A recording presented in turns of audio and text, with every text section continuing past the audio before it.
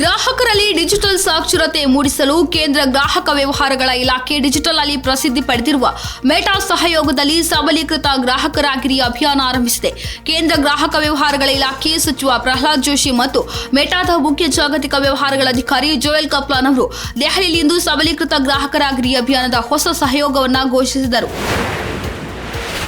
United Forum of Bank Unions 2 ದಿನಗಳ ಮುಷ್ಕರಕ್ಕೆ ಕರೆ ನೀಡಿದ್ದು, ಇದರಲ್ಲಿ 8 ಲಕ್ಷ ಉದ್ಯೋಗಿಗಳು ಭಾಗವಹಿಸುತ್ತಿರುವುದರಿಂದ ಬ್ಯಾಂಕಿಂಗ್ ಸೇವೆಗಳಿಗೆ ತೊಂದರೆಯಾಗಲಿದೆ. ಈಗಾಗಲೇ ಈ ವೀಕೆಂಡ್ 2 ದಿನ ಬ್ಯಾಂಕುಗಳಿಗೆ ರಜೆ ಇದ್ದು, ಇದಕ್ಕೆ ಈ ಮುಷ್ಕರದ ರಾಜ್ಯ ಕೂಡ ಸೇರಿಕೊಳ್ಳುತ್ತಿದೆ. ಹಾಗಾಗಿ ಒಟ್ಟಿನಲ್ಲಿ ಮಾರ್ಚ್ 22, 23, 24 ಮತ್ತು 25ರಂದು ಬ್ಯಾಂಕುಗಳಿಗೆ ರಜೆ ಇರಲಿವೆ.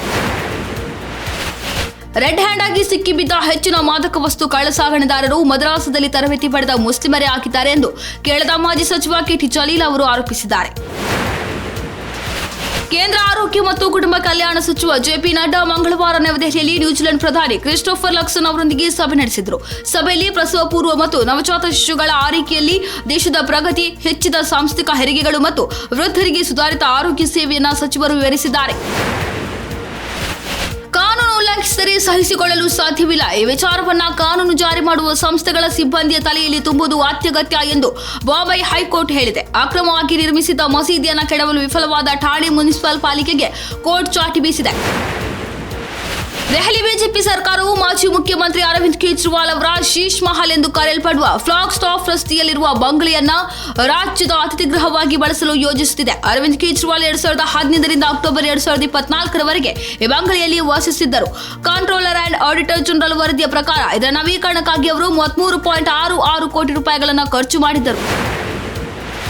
ಕರ್ನಾಟಕ ಸರ್ಕಾರದ ಗುತ್ತಿಗೆ ಕಾಮಗಾರಿಯಲ್ಲಿ ಮುಸ್ಲಿಮರಿಗೆ 4% ಮೀಸಲು ನೀಡಲು ಸಿದ್ದರಾಮಯ್ಯ ಸರ್ಕಾರ ತೀರ್ಮಾನಿಸಿದ್ದು, 2025ನೇ ಸಾಲಿನ ಬಜೆಟ್ನಲ್ಲಿ ಘೋಷಿಸಿದಂತೆ ಹಲವರ ವಿರೋಧಗಳ ನಡುವೆಯೇ ವಿಧಾನಸಭೆಯಲ್ಲಿ ಮುಸ್ಲಿಮರಿಗೆ ಸರ್ಕಾರಿ ಗುತ್ತಿಗೆ ಕಾಮಗಾರಿಗಳಲ್ಲಿ 4% ಮೀಸಲಾತಿ ನೀಡುವ ಹಾಗೂ ಹಿಂದುಳಿದ ವರ್ಗಗಳಿಗೆ ಸರಕು ಮತ್ತು ಸೇವೆಗಳಲ್ಲಿ ಮೀಸಲಾತಿ ಕಲ್ಪಿಸುವ ವಿಧೇಯಕ ಮಂಡಿಸಲಾಗಿದೆ.